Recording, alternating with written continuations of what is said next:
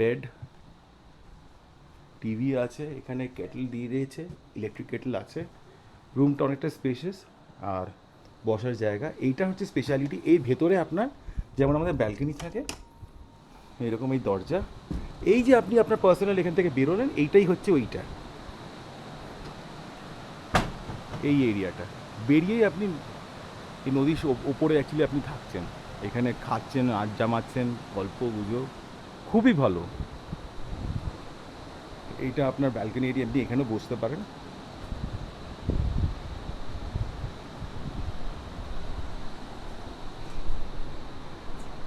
ওপরে আবার যাওয়ার একটা ব্যবস্থা আছে, এই সিঁড়ি দিয়ে ওপরে উঠে একটা দোলনা মতো আছে।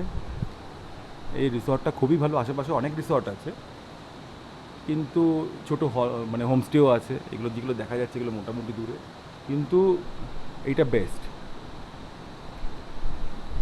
এবারে আসি ট্যারিফ।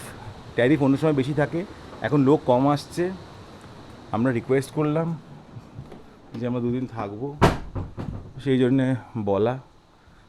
তো আমরা 2300 করে এইরকম রুম পেয়েছি। এটা জেনারেলি 4,000 to 5,000 হয়। এসে বার্গেন করতে পেরেছি তো ডিল ভালো হয়েছে আর কি।